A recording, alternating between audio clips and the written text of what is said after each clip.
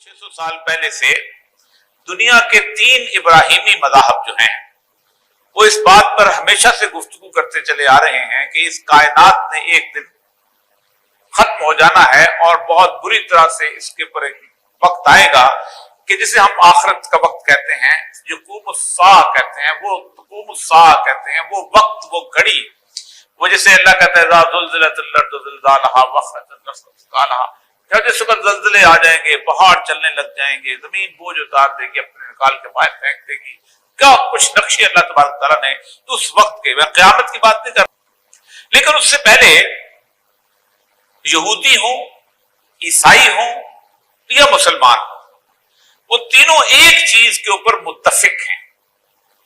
कि इस वक्त के आने से पहले पहले अल्लाह तबारक व तआला